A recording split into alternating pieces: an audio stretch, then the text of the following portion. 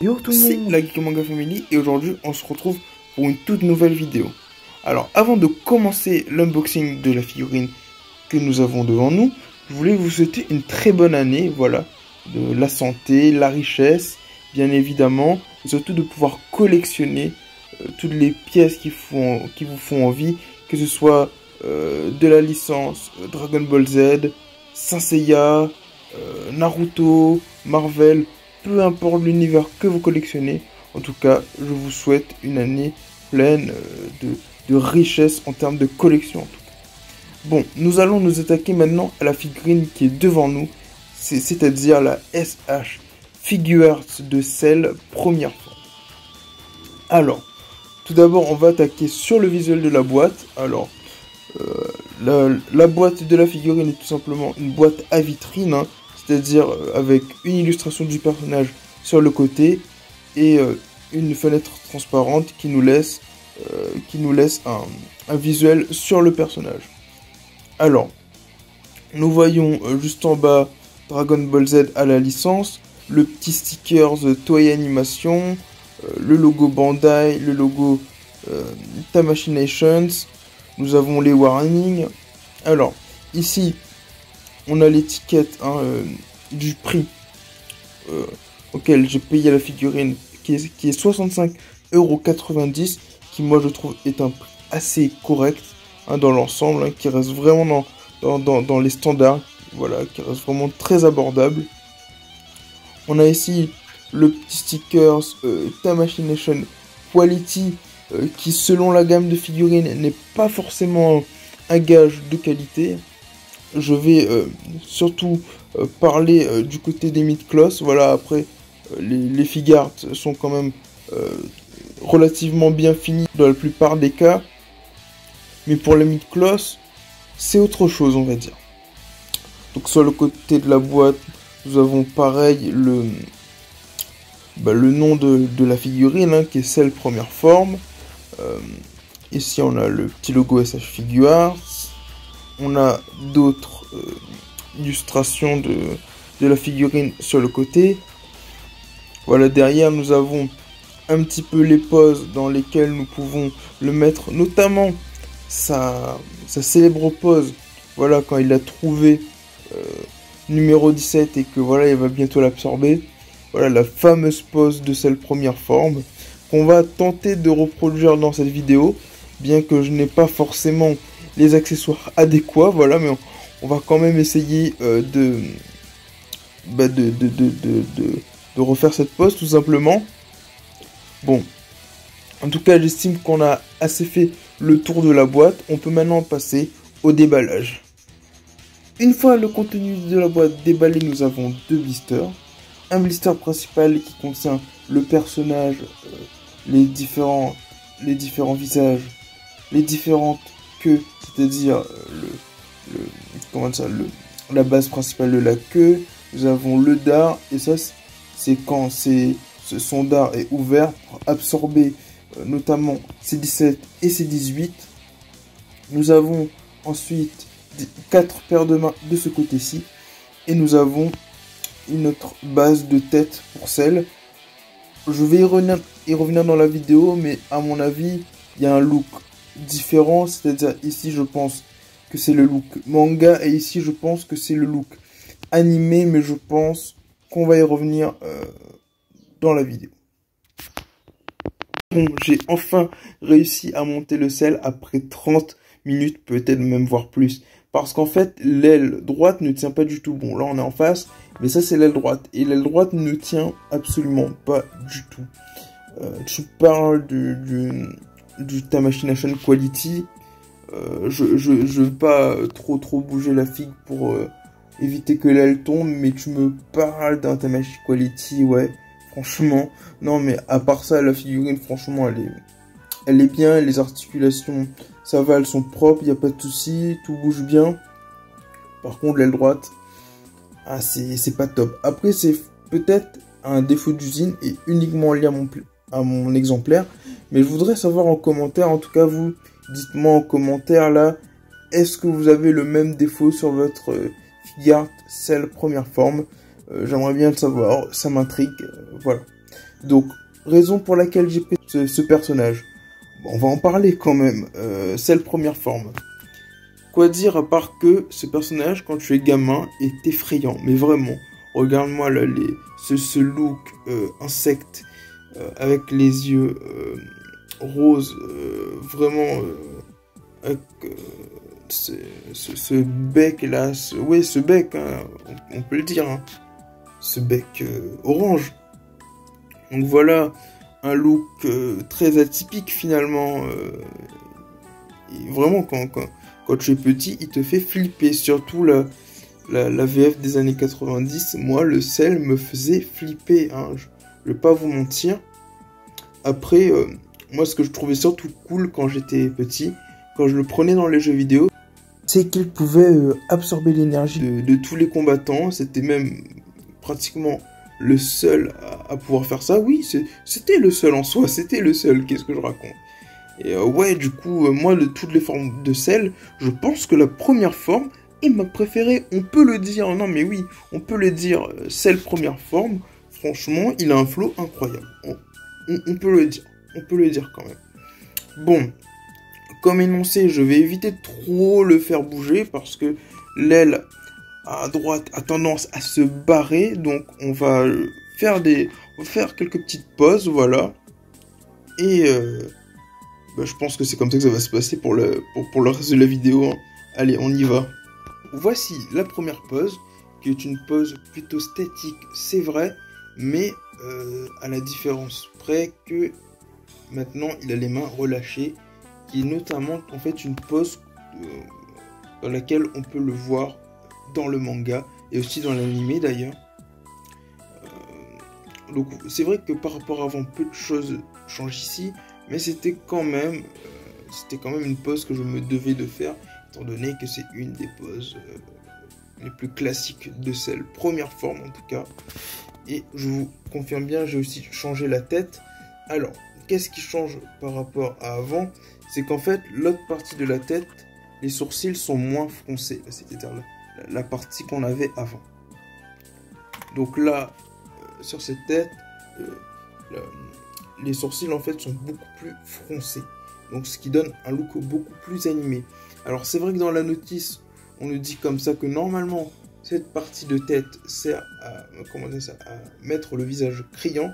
Mais il est aussi mis sur la notice qu'avec cette partie de tête là où les sourcils sont beaucoup plus froncés, on peut aussi interchanger les autres visages. Donc je pense à mon avis que ça a été fait exprès, pensé par Bandai, de nous donner les deux looks animé et manga. Bon, pour moi, ça va être le look animé, étant donné que j'ai grandi avec l'animé Dragon Ball Z, donc sans surprise, pour moi, ça va être le look animé. Bon, cette pose étant quand même bien sympathique, je vais passer maintenant à une deuxième pose et j'aurai l'occasion aussi de tester les autres mains et accessoires de cette figurine. Let's go. Donc, deuxième pose, la pose du Kamehameha. Le Kamehameha de Cell face à Piccolo. Bon, alors j'ai vérifié, et normalement dans l'anime, quand elle prépare son Kamehameha, il met pas ses bras sur le côté, comme par exemple Goku, Krillin ou Yamcha, où il fait pas en tout cas la pose de préparation classique du Kamehameha. Il tend directement ses bras, et du coup ça donne un truc comme ça dans l'anime. Donc voilà, après la figurine sur certaines articulations, bien que déjà articulée, est quand même un peu limitée, notamment au niveau des bras. Mais voilà ce que j'ai pu faire pour la pose du Kamehameha de Cell. Voilà, très belle imitation, lol. Donc voilà le petit Kamehameha de Cell. Et je pense qu'on va passer à une autre pose. Voilà, je vous laisse le temps de bien admirer.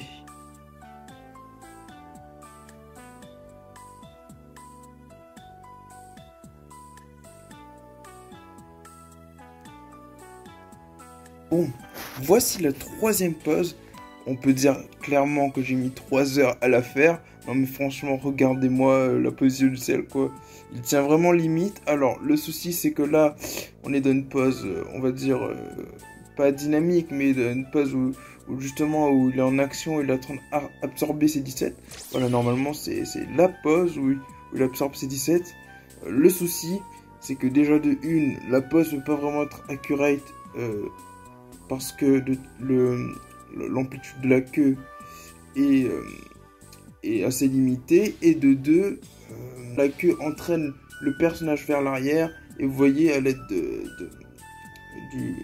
d'un socle transparent, j'aide à la faire tenir. Bon, le résultat, je vais pas vous mentir, n'est pas le plus concluant. Bon, ça passe encore, mais bon, on essayera de faire plus de poses, voilà, qui seront plus jolies à regarder, qui seront plus, voilà, qui seront mieux réalisées, on va dire. Allez, on se retrouve pour une quatrième pose. Donc, nous voici pour la quatrième pose.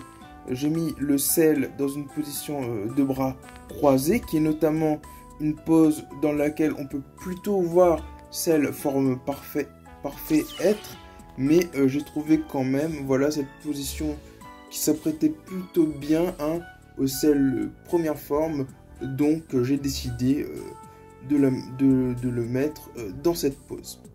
Notamment, je voulais revenir aussi sur une des poses que j'avais faites, qui était la deuxième pose, je crois, la pose du sel faisant son Kamehameha, qui était l'une des poses les plus agréables pour moi à le mettre dedans, voilà, qui était une pose assez sympathique à réaliser, et ainsi que cette pose là, qui sont pour moi mes deux poses préférées de cette vidéo, voilà. Donc voilà, regardez, il est bien sérieux, bien, voilà, bien sympathique, comme ça. Et à noter quand même que en le mettant dans une bonne position, on peut retrouver cette finesse de cette première forme, qui notamment parce qu'il y a certaines personnes qui pouvaient trouver que les cuisses de celle première forme faisaient un peu trop grosses par rapport à l'anime ou à le manga, où elles sont plutôt fines, voilà, qui lui donnait une allure plutôt fine. Mais vous voyez, en le mettant dans une position comme ça, en mettant en retrait ses bras, en mettant ses bras dans en mettant ses bras croisés, on peut quand même retrouver une certaine finesse de ce sel première forme, voilà. Donc c'était la quatrième pose. Maintenant on enchaîne, là c'était l'avant-dernière pose. Maintenant on s'attaque à la dernière pose, qui est tout simplement la pose iconique, voilà, quand il trouve C17, quand il est sur le rocher. Voilà, on va maintenant s'attaquer à cette pose. C'est parti. Donc voici la cinquième et dernière pose, voilà, la fameuse pose où celle dit comme ça qu'il l'a finalement trouvé en parlant de C17, bien sûr, pour pouvoir l'absorber et atteindre sa deuxième forme. Donc voilà, la fameuse pose. Voilà, mais qui n'était pas très compliqué à réaliser en soi, mais le défi était plutôt de la faire tenir. Car là, j'ai utilisé la boîte de la figurine de la SH Figuarts. Puis derrière, là, vous voyez, j'ai utilisé une autre boîte pour la faire tenir dans cette position. Donc voilà, je vous la montre bien.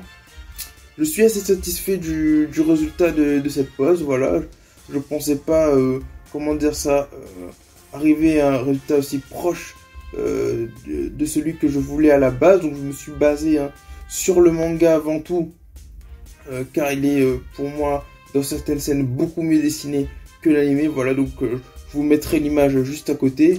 Vous pourrez en juger par vous-même si c'est assez bien reproduit ou non. Mais pour ma part, je suis assez content de ce que j'ai réussi à faire sur cette figurine.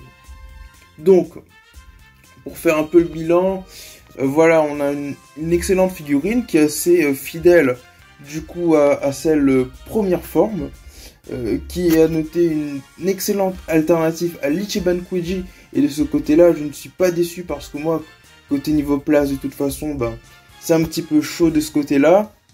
Donc du coup, je suis vraiment très content.